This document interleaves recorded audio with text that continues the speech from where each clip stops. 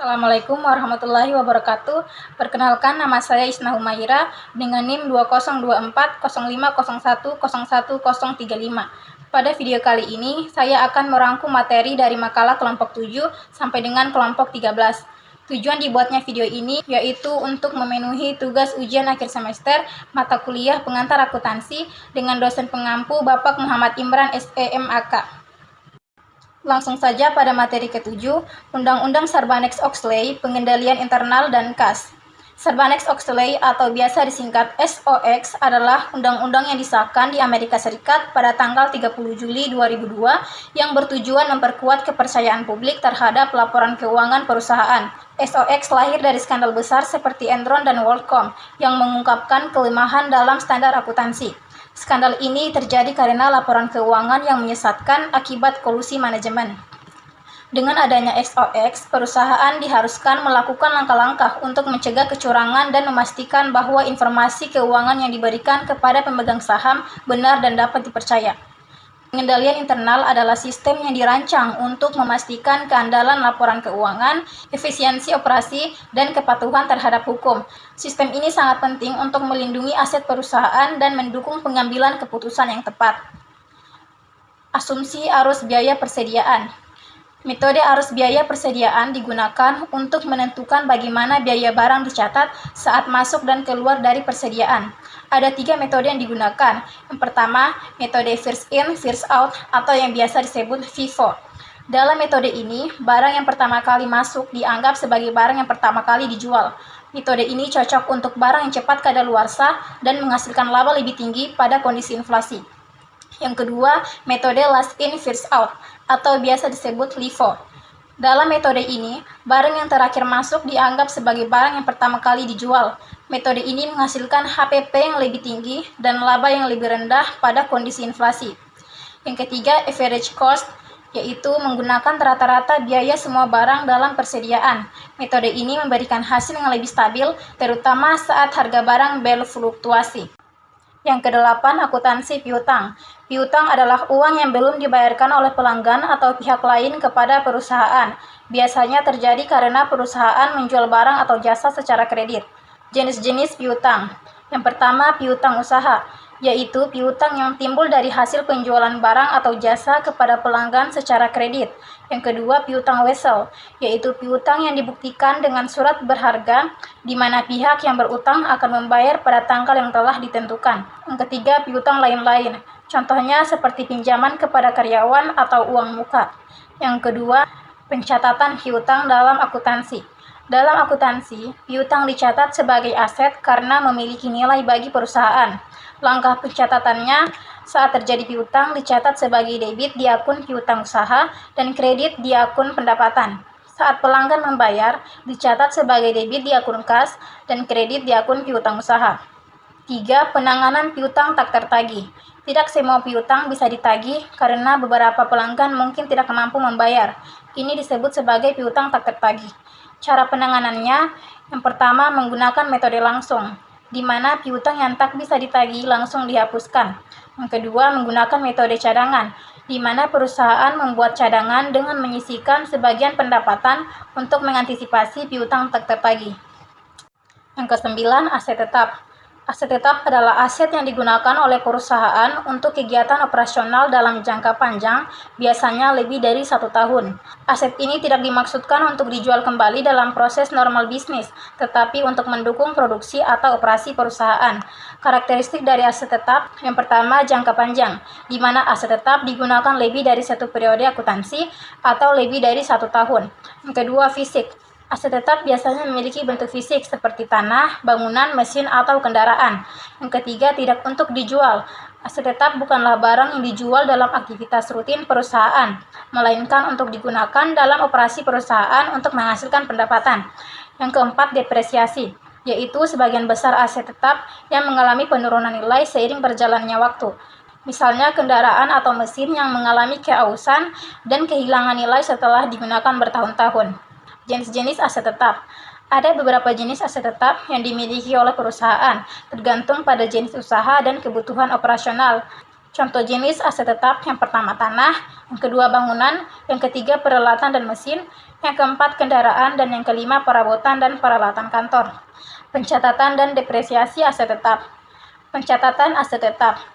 Saat perusahaan membeli aset tetap, aset tersebut akan dicatat dalam neraca dengan harga perolehannya, termasuk biaya terkait lainnya seperti biaya pengiriman atau pemasangan. Pencatatan ini akan menunjukkan nilai aset tetap yang dimiliki perusahaan pada waktu itu. Depresiasi aset tetap. Depresiasi adalah pengurangan nilai aset tetap selama digunakan. Proses ini dilakukan agar nilai aset tetap dalam laporan keuangan mencerminkan nilai yang lebih realistis sesuai dengan umur ekonomisnya. Ada beberapa metode yang digunakan untuk menghitung depresiasi.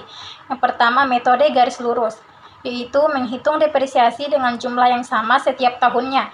Yang kedua, menggunakan metode saldo menurun, menghitung depresiasi lebih banyak di awal umur aset dan jumlahnya berkurang setiap tahunnya. Yang ke-10, aset tak berwujud. Aset tak berwujud adalah aset yang tidak memiliki bentuk fisik, seperti merek, paten, kekayaan intelektual, atau rahasia dagang. Meski tidak terlihat, aset ini sangat berharga karena dapat menghasilkan keuntungan di masa depan. Perusahaan multinasional sering memanfaatkan aset ini untuk mengurangi beban pajak dengan mengalokasikannya ke negara-negara dengan pajak rendah. Caranya adalah melalui penerimaan royalti atau lisensi dari cabang di negara dengan pajak tinggi. Yang kedua, hubungan dengan transfer pricing. Transfer pricing adalah metode pengaturan harga transaksi antar cabang perusahaan.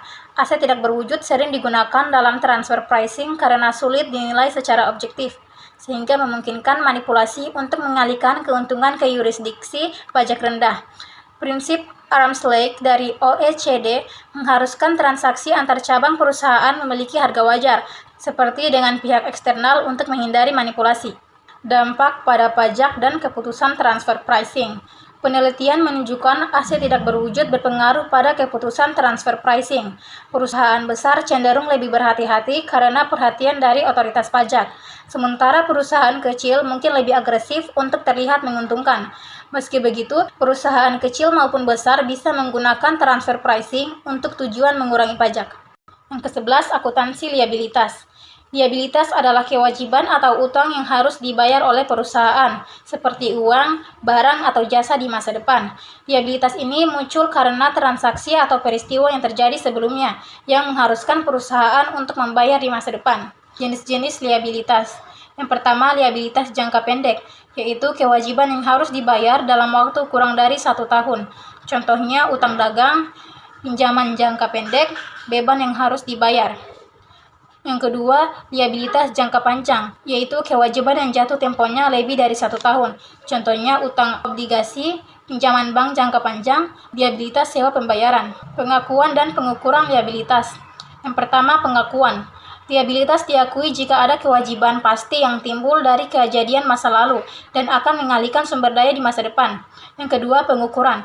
Liabilitas diukur berdasarkan jumlah yang harus dibayar dengan cara-cara seperti yang pertama, biaya perolehan.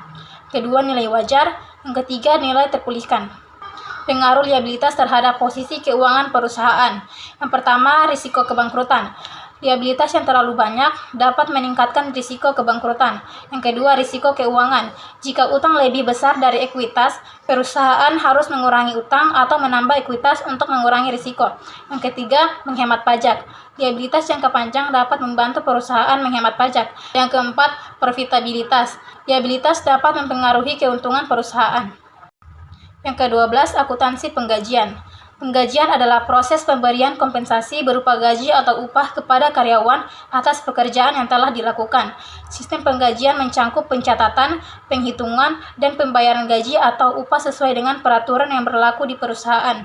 Gaji biasanya diberikan secara tetap per bulan, sedangkan upah diberikan berdasarkan waktu kerja atau hasil produksi.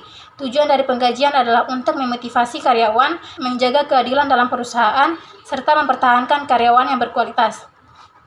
Penggajian mencangkup penghitungan gaji pokok, tunjangan, potongan seperti pajak atau BPJS, hingga mencatat pembayaran gaji di laporan keuangan perusahaan. Komponen dalam penggajian. Yang pertama, gaji pokok, yaitu upah dasar yang diterima karyawan sesuai kesepakatan kerja. Kedua, ada tunjangan, yaitu tambahan di luar gaji pokok, misalnya tunjangan makan, transportasi atau kesehatan. Yang ketiga lembur, yaitu pembayaran tambahan jika karyawan bekerja di luar jam kerja normal. Yang keempat, potongan, yaitu pengurangan dari gaji seperti pajak penghasilan, iuran BPJS, atau pinjaman karyawan. Yang kelima, intensif atau bonus, yaitu tambahan gaji berdasarkan kinerja atau pencapaian tertentu. Manfaat dan tantangan akuntansi penggajian. Manfaatnya yang pertama memastikan pembayaran gaji berjalan dengan lancar. Yang kedua mempermudah perusahaan untuk memenuhi kewajiban perpajakan. Yang ketiga membantu perusahaan memonitor beban tenaga kerja. Tantangannya, yang pertama kesalahan perhitungan gaji dapat menyebabkan konflik dengan karyawan. Yang kedua mengelola penggajian untuk banyak karyawan membutuhkan sistem yang terstruktur. Yang ketiga harus mengikuti peraturan pemerintahan terkait pajak dan upah minimum. Yang ke-13, akuntansi persekutuan. Persekutuan adalah suatu bentuk kerjasama antara dua orang atau lebih untuk menjalankan usaha dengan tujuan mendapatkan keuntungan. Dalam persekutuan, semua sekutu berperan aktif dalam mengelola usaha dan berbagi keuntungan atau kerugian berdasarkan kesepakatan. Jenis-jenis persekutuan, pertama persekutuan komanditer. Di sini ada dua jenis sekutu. Sekutu aktif bertanggung jawab penuh terhadap usaha dan utang perusahaan, sedangkan sekutu pasif hanya bertanggung jawab sebatas modal yang disetor, tidak terlibat dalam pengelolaan usaha. Yang kedua, persekutuan terbatas. Persekutuan ini memiliki pembagian saham, dan sekutu hanya bertanggung jawab sebatas saham yang dimiliki. Ini adalah bentuk perusahaan yang lebih formal dan sering digunakan untuk bisnis yang lebih besar. Kedua, pembagian keuntungan dan kerugian dalam persekutuan. Keuntungan yang diperoleh dari usaha akan dibagi sesuai kesepakatan awal antara para sekutu. Pembagian bisa berdasarkan kontribusi modal atau berdasarkan peran masing-masing sekutu dalam menjalankan usaha. Misalnya, jika dua sekutu setuju untuk membagi keuntungan 50/50, maka masing-masing sekutu mendapatkan setengah dari keuntungan. Kerugian juga biasanya dibagi sesuai dengan kesepakatan. Namun, jika tidak ada kesepakatan khusus, kerugian seringkali dibagi berdasarkan besar modal yang disetorkan. Misalnya, jika sekutu A menyetor modal 100 juta dan sekutu B menyetor 50 juta, kerugian biasanya dibagi dalam perbandingan yang sama, yaitu 2/1. Laporan keuangan dalam persekutuan. Dalam persekutuan, perusahaan harus membagi laporan keuangan untuk mencatat posisi keuangan dan hasil usaha. Laporan ini meliputi dua hal utama. Yang pertama, neraca, yaitu laporan yang menunjukkan aset atau apa yang dimiliki perusahaan, kewajiban atau utang perusahaan, dan modal atau jumlah uang yang disetor oleh sekutu. Neraca ini menggambarkan kondisi keuangan perusahaan pada suatu titik waktu tertentu. Yang kedua, laporan laba rugi. Laporan yang mencatat pendapatan dan biaya yang dikeluarkan oleh perusahaan selama periode tertentu untuk mengetahui apakah perusahaan mendapatkan laba atau mengalami kerugian. Setelah menghitung laba atau kerugian, hasilnya dibagi sesuai kesepakatan. Jika tidak ada kesepakatan tentang pembagian, biasanya keuntungan atau kerugian dibagi berdasarkan jumlah modal yang disetor oleh setiap sekutu. Misalnya, jika sekutu A menyetor 70 juta rupiah dan sekutu B menyetor 30 juta rupiah, maka keuntungan akan dibagi 7/3. Sekian video dari saya. Jika ada salah kata mohon dimaafkan. Akhirul kalam, wabillahi taufiq wal hidayah. Wassalamualaikum warahmatullahi wabarakatuh.